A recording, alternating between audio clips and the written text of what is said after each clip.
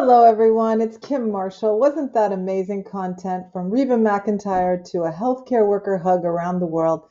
I'm a Global Wellness Day ambassador. I'm the co-founder of Swell Public Relations, the founder of the Marshall Plan, and the host of the Global Wellness Summit podcast. I'm honored to be here today to introduce to you two deep thinkers, two men from Africa. Now they're both in the US and they're on a mission to share essential wellness information with the world. So I'm so pleased to introduce Nicolas Ronco. He's originally from North Africa. He's an entrepreneur, a trailblazer. He's known for opening yellow spas in New York City.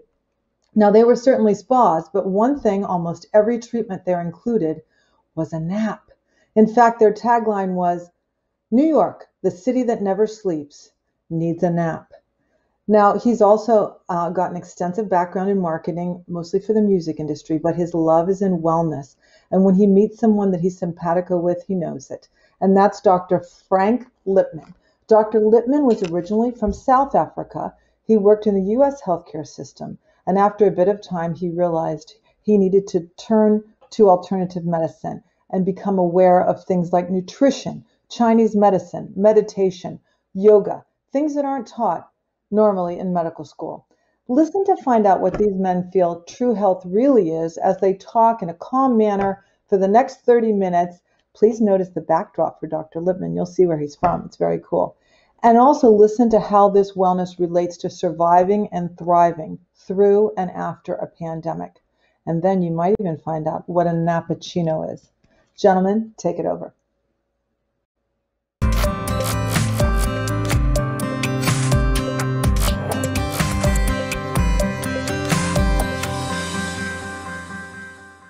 All right, everybody. I'm very, very happy, thrilled, and honored to be with Dr. Frank Lipman. I'm a personal fan of Dr. Lipman. I've been following him for at least 10 years, and I really love what he stands for. So I'm going to give you a little intro on Dr. Lipman, and then we'll get into our conversation, which is really about the immune system, which is so relevant given what we're going through right now. So Dr. Lipman is a leader in functional medicine. He's been advocating a simple method for the past 30 years, which is to remove what is harmful and add what is beneficial. And obviously that sounds very easy, but it's much more complex to implement, and it requires a whole holistic approach, and we'll get into that during our conversation with Dr. Lipman. I'd like to start this conversation, Frank, by telling our viewers a little bit more about you. You received your initial medical training in South Africa, and you spent some time working with traditional healers in the bush. And I think I'd love to hear more about that. You immigrated then to the US in 1984. You became chief medical resident at Lincoln Hospital in the Bronx in New York. And then I think, like most enlightened medical doctors, you became a little bit frustrated with the traditional allopathic approach, which is to focus more on the disease than the person, than the human being that you have in front of you. And so you started studying nutrition, acupuncture, Chinese medicine, functional medicine, meditation, and yoga. And as a result of that, you started to form your own philosophy, which is that true health is much more than the absence of disease. True health is a total state of well-being, including mental, emotional, spiritual, and social components. And this is very much a philosophy that I am aligned with, and more importantly, that Global Wellness Day is aligned with. And this is why we're so happy and honored to have you on our 24-hour of celebration of health and wellness all around the world. So welcome again. Thank you. Absolute pleasure to be with you and everyone. Thank you. So I'd like to really talk about what is, something that is so key right now, which is the resilience of the immune system. And recently you wrote something in your blog that was, I think, very enlightening for me, and could be very enlightening for the people listening to us right now. Which is how to maintain that. So we're going through a huge crisis, And as you said, crises are also opportunities. And it's an opportunity to look at what we've been doing and our habits. And, you know, the number one thing that you start with on your blog is spread the love, not the virus. Can you talk a little bit more about that? Well, that was really looking for a catchy phrase to reiterate what traditional medicine, what institutions are telling us about social distancing, being responsible, wearing a mask, you know, not being irresponsible like so many people are, especially in America, and not taking it seriously. Because I think it's not you either follow Western advice or you don't. It's like we use what's appropriate. And in this case, I do think masks are helpful. Social distancing is obviously helpful. But then that's all they can offer. So that's just the first part, just to acknowledge that that is important, albeit just a small part. Absolutely. And I very much share your concern about, you know, what's currently going on in this country where, you know, unfortunately, the virus has been a little bit politicized. Exactly. And then, you know, mask all of a sudden has become, you know, a political sign of something, which obviously it should not be. Exactly. And the second very important part of that is movement and boosting mood with movement. That's something that I know you're very passionate about as well. Yeah, you know, to me, it's about movement and not necessarily exercise. It's about moving your body as much as you can. You don't have to go to the gym to get that movement. It's just, you know, get as much movement as you can throughout the day. I mean, this study after study has just confirmed that we sort of have known intuitively and known, most cultures have known, how important it is to move your body. And now the studies are all showing it helps with mood. It helps with, it's probably one of the best things is an anti-aging therapy. So movement helps everything. It even helps your microbiome, which is all the bugs in your gut. If you move, you sleep better. So movement is one of those key aspects of health that I just reiterate. And once again, it's about moving your body, not necessarily having to go to the gym and exercise. Yes, and both you and I come from Africa. You come from South Africa, I come from North Africa. And one thing that I think we both noticed in the US is that you really have these extremes when it comes to movement. You have people who go to the gym frantically, and then you have couch potatoes and, you know, people who have, you know, major weight problems. In terms of how we can go through a reset, what would you advise based on where you are at different stage of your lives, particularly age-wise? In terms of movement? In terms of movement, yes. Well, I think that's a great question because, you know, as you get older and as exercise or movement becomes even more important, you've got to be a little bit more careful. You know, I'm 65 years old. I don't run anymore because you don't look it. It hurts my knee, but I ride my bike. So you adjust. So I can't do certain sports.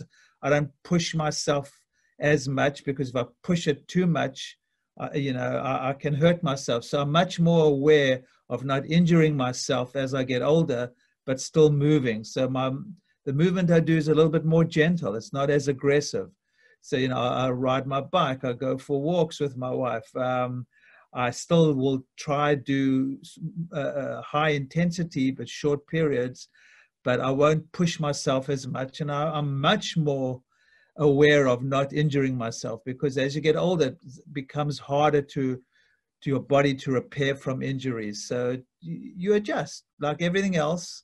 You just adjust. I love my cycling. I don't run anymore, and I don't miss it anymore.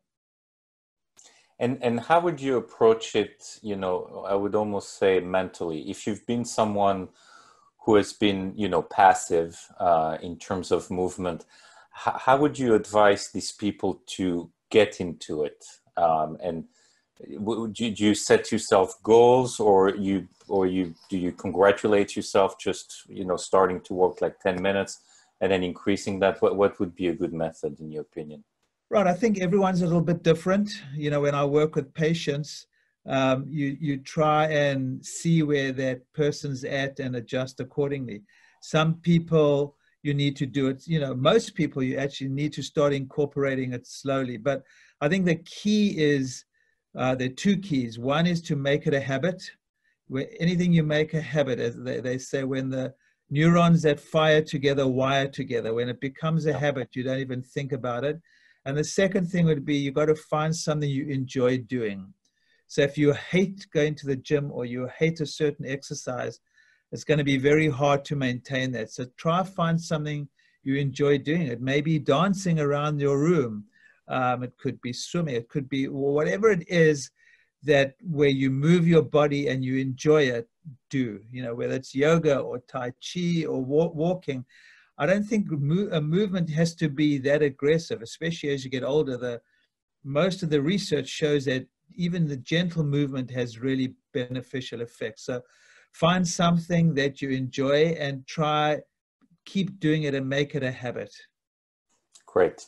I think that's really, very good advice, especially for the people who need to get into it, or, most of us have been confined at home. So we've kind of lost that appetite for movement, or it's been difficult. And so we're going to need to get back into it for our immune system. Right. And do it slowly, because, I've seen, I'm doing telemedicine now, but I've had a couple of my patients injure themselves because they hadn't exercised or done anything for a while, and they started doing something and that was a little bit too aggressive and they've injured themselves. So just, start slow and slowly increase, because I really think it's important. I see a lot of injuries, especially as one gets older. So especially at this time when you've been a couch potato, it's just start slowly. Great. Now, next topic is one of my favorite topic, and it's something that I'm very passionate about, which is sleep. Yeah. And I know you're passionate about that. And I know, I would say, a good 30% of your Twitter posts are regarding sleep. And I've always thought that sleep is, if not the most important, one of the three most important foundation of health. So I'd love for you to speak, at length about sleep. Yeah, well, sleep is not a passive state. There's a lot happening in our bodies while we're sleeping. Your muscles are recovering, your hormones are balancing, your brain is recovering. It's an extremely active state. In fact, there's something called the glymphatic system in the brain, which is like a cleaning system, a detox system. For instance, during the day, your mind is very busy and you have breakdown products that build up, and it's during your sleep that the cleaning crew comes in and cleans it out. And if you don't sleep, you don't get that cleaned out. And it's as if you have a party one night and you go down the next morning and there's a mess and you don't clean it up. And the next night you have another party and the mess gets bigger and bigger. And if you don't clean it up, which is what's happening when you don't sleep, you have this collection of garbage. And over time, this collection of garbage and toxins in your brain can cause not only cognitive decline, but eventually can probably lead to Alzheimer's. So sleep is really important just from that perspective. But I do tweet a lot about sleep because I just don't think in our culture, or in New York anyway, people take sleep seriously. They think, I just don't have time to sleep, and they don't realize the importance of sleep. In fact, I'm writing a book right now about sleep. Oh, excellent. Well, I created a whole business centered around sleep for 15 years. And our tagline was, New York, the city that never sleeps, needs a nap. And I'd love to get your opinion on napping, because I know for some medical doctors, some advocate to not nap and some advocate that nap is actually a key component of sleep. And I'd love to get your opinion on that. Yeah, I think napping is great. I think there are a couple of caveats. Not everyone needs to nap. I think probably most of us would do well with a nap, except just the structure of our lives and, the way work is, it's hard to get that nap in. But I would guess most of us would probably do better with a nap. But a nap needs to be sort of early in the afternoon, not too late, and shouldn't last more than 20 minutes. But we have a quote. We work, I'm writing this book, and my writer and I, we saw this. I don't know if you ever heard of a nappuccino. Yes, I did. Yes. Having a cup of coffee and having a nap, and you wake up and you're wide awake. And I think I love that. So I've been recommending nappuccinos to people, and people love it. I've actually been trying it, and it works actually if you do 20 to 30-minute naps. If you go longer than that. I mean, what we were advocating at Yellow Spa was to go between 20 minutes, no less than 20 minutes, and no longer than 40 minutes. The reason for this is because a lot of people have trouble falling asleep, and especially napping, because a lot of people are not used to it, especially in this country. And it takes them, 10 minutes of breathing or relaxation to get into that mode and then be able to lose track of time. We were also trying to avoid for people to fall into slow wave sleep because then they would experiment what's called sleep inertia, which is basically being completely groggy and drowsy coming out of it, which means that you did get into slow wave sleep, which is deeper stage of sleep.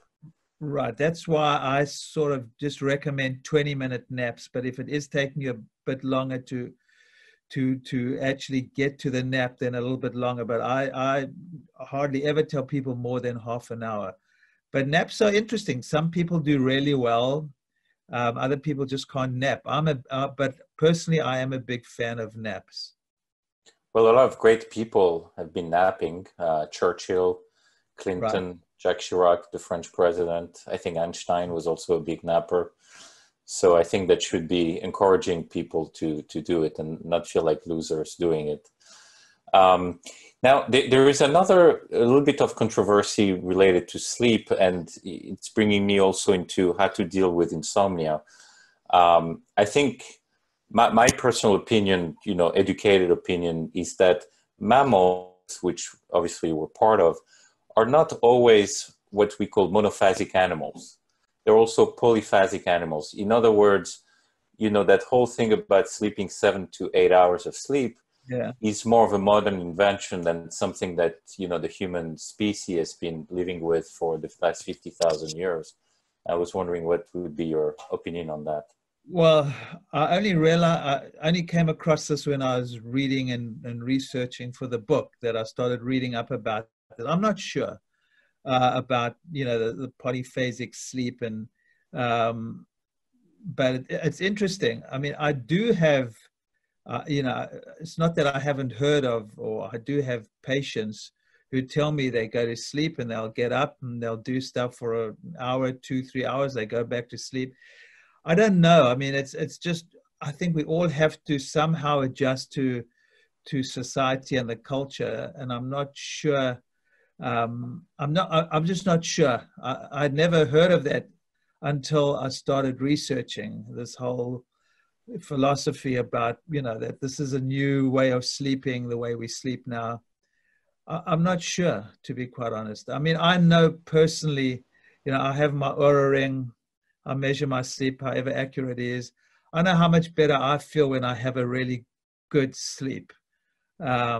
Yes, do I wake up to go to pee? Yeah, but when I wake up and I go to pee and I go back to sleep straight away, I got an Oura ring to measure it, but I can really tell when I sleep well. So I don't know. I'm not sure about this polyphasic sleep story, but it's interesting. It may be true. I don't know. Well, as you know, sleep patterns evolve as we get older, as we age. We don't produce the same amount of melatonin. I know, for example, when, I got into my 40s, my sleep was not the same than when I was in my 20s. I envy now people who are able to, put their head on the mattress and then wake up 8 hours later and like nothing happens. How would you advise for people to deal with the fact that they do wake up in the middle of the night, either because they suffer from some kind of insomnia or just because it's a new pattern of sleep as they get older? Well, I actually am not, yes, as you get older, it becomes more, you know, a lot of people say as you get older, you don't need as much sleep. I don't agree with that. I think I agree with you. we need as much sleep. It just becomes harder. You got to work harder Exactly. Yep. at it.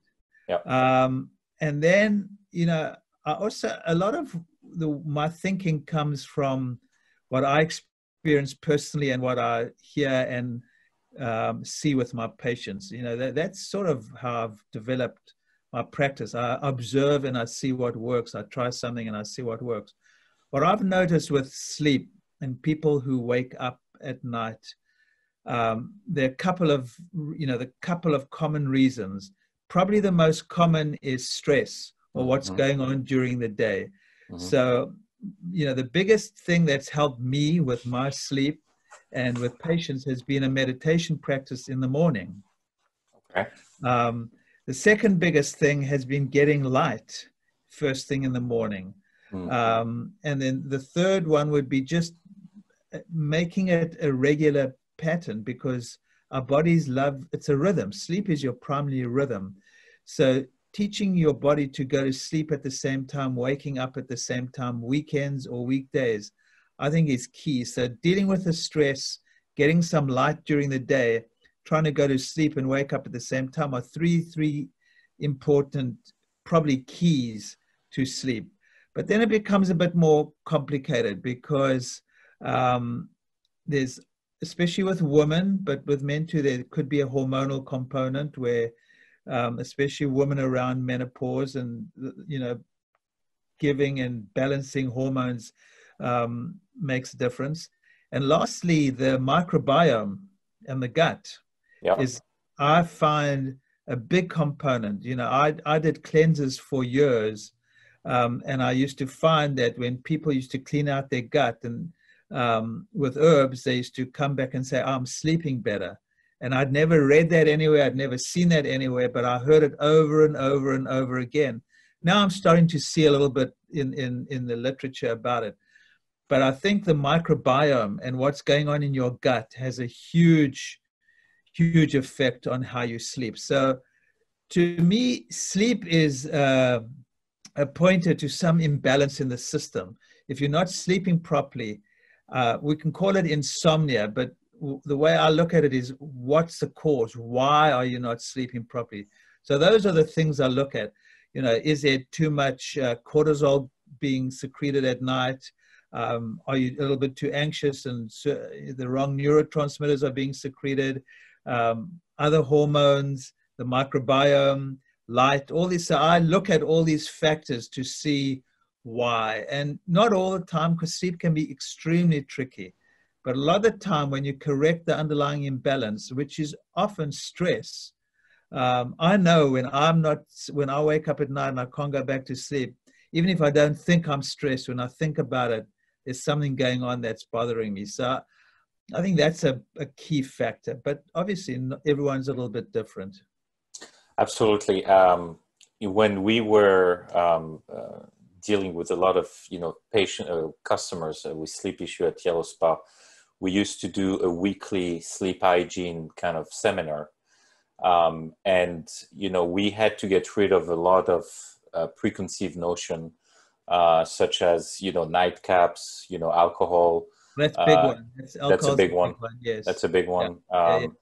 Obviously, you know, when you ingest caffeine, and everybody reacts differently to caffeine. Exactly. Some people like me will get wired for like 24 hours, and some people like my father will actually need coffee to go to sleep. And and that's a genetic thing. You know, there's a gene. Genetics. Yeah. Okay. I also get wired with coffee. I can have a cup of coffee in the morning and that's it. So yeah. So these are all the factors you look at, and you got to, you know, treat everyone a little bit different. And then there is the environment in which you sleep. Absolutely. There is the ritual that you build, you know, going to sleep. What you have in your bedroom, you know, making sure that you keep the bedroom for, you know, mostly sex and sleep, and don't work in the bedroom, don't fight in the bedroom, don't eat in the bedroom, don't have a computer or a TV in the bedroom, don't have blue light, you know, right before you're going to sleep. There's a lot of things. Yep. Right. Absolutely. Yeah. So when you spoke about the microbiome, that's a great segue into our next topic, which is nutrition. And within nutrition, I want to speak not just about what we eat in order to boost the immune system, but speak also about how you treat your microbiome related to that. And one topic that is particularly interesting is also the one of intermittent fasting. So I'd love to get your opinion on that. Okay, so when I think of food now, it's not only what you eat, but it's what you feed the bugs in your gut. And it's not only what you eat, but it's what you cook with, because the vegetable oils are extremely unhealthy. You know, we've been brainwashed to think that these industrial seed oils, most people cook with vegetable oil or canola oil, which they think is healthy, or safflower, corn oil. These are all extremely unhealthy. You know, the old cultures from, with butter and lard and coconut oil, all much healthier to cook with, the saturated fat. So it's not only what you eat, but it's what your bugs eat, and it's what you cook with. And lastly, it's not only what you eat, but it's when you eat. All of these affect your immune system, because 70% of your immune system is in or around your gut. When you think of it, your gut is sort of this very thin barrier between you and the outside world. So it makes sense that 70% of your immune system is there. So immunity is a huge part of immunity is affected by what you're putting into your gut, what you're eating. And then actually, interestingly enough, when you're eating too, I'm a huge fan of fasting. I basically do intermittent fasting or time-restricted eating most days, not all the time, but most of the time. I mean, I started doing it as an anti-aging thing, but it helps. It helps with sugar dysregulation and your whole insulin metabolism or blood sugar metabolism, which we now realizing how important it is for your immune system. We as most people have probably spoken about in today's program, that the people who have done worse in this whole COVID crisis have been people with sugar dysregulation. Right. You can call it upstream obesity, diabetes, hypertension, whatever, but it's basically downstream, it's sugar dysregulation.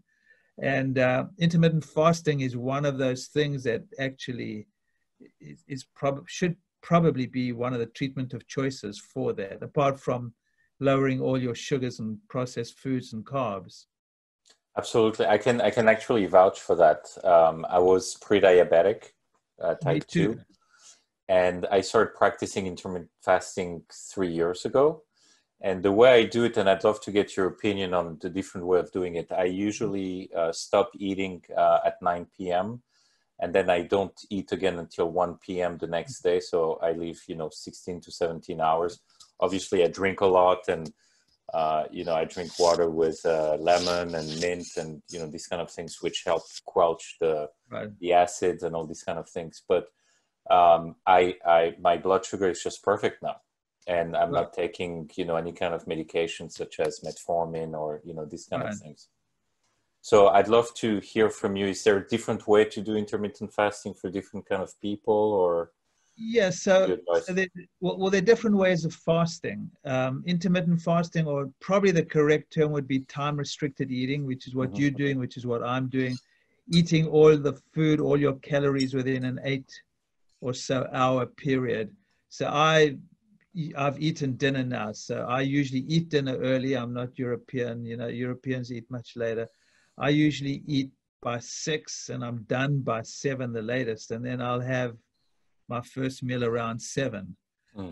So I sometimes have coffee earlier on, which there's a debate whether I'm still fasting or not. But anyway, I have coffee with no carbs. I'll have coffee with a bit of unsweetened almond milk, whether that is still intermittent fasting or not. But I do it sometimes. I don't do it always. But so that's intermittent fasting or time-restricted eating. But a lot of people are doing, they'll fast for 24 hours for even longer. What's also become very popular is the fasting mimicking diet, where people will for 5 days eat, I think it's less than about 1,200 calories and very low protein, low carb diet. And Walter Longo, was another, I don't know where, some European also living in America, did the research on that. So there are many different ways of doing it. Mm-hmm. And what we found in my practice clinically, because I do a lot of big workup with bloods, and we do a lot of these markers, and fasting seems to help a lot of these aging biomarkers and cardiac biomarkers. And whatever way people do it, we seem to get similar results. So I don't think there's one way of doing it. It's interesting. I've become a big fan of fasting. It was interesting. I learned early on in Chinese medicine to not eat for 12 hours to rest your digestion. But now we know there are many more beneficial effects of fasting. It's not just resting your digestive system. There's a whole cascade of hormones that are being released that are actually beneficial for your longevity genes, for your insulin or sugar metabolism. It's a wonderful way to lose weight. It's a great tool, fasting. Great. This whole idea of breakfast is the meal of most king. Important meal of the day or something like that. Yeah. Total nonsense. It all depends what break. Your breakfast is when you break your fast at 1 o'clock. My breakfast is when I break fast at 11 o'clock. Yeah, exactly. Now, obviously, these conversations go way quicker than we think, because they're fascinating, and especially when you have someone of your, quality on it. So we have 1 to 2 minutes. I'd like to, close with, what we're going through as humanity, as 7 to 8 billion people. We've been isolated for a long time, and I'd love to get your thoughts on how to, go back into, meeting people during that time, and obviously the importance of, socialization for the immune system. Yeah, I think there's going to be a new normal, which may be good. I think it's good because we'll all be a little bit more aware of ourselves, to connect to ourselves. It's key to connect to your community and to the earth. But what I would say is what the Dalai Lama says. You can always, kindness is my religion. It's always possible. Something about be kind as much as possible. It's always possible. So I think it's important to be kind to yourself, to have compassion for yourself, be kind to others, all beings, and be kind to the earth.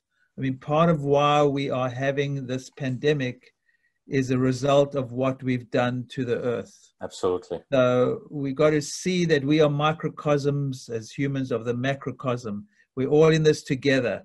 We can't just think of ourselves and our own small communities or country. We're all connected. We're all connected to everyone in the world, and we're all connected to everything on the earth. So be kind to all beings and be kind to the earth, and obviously be kind to yourself. I think that's a fantastic way of closing our conversation, Dr. Lipman. I'd like to thank you very much, and I'm sure that so many people around the world will be inspired by your advice and by your philosophy. Thank you again. Thank you. Thank you for having me. Thank you.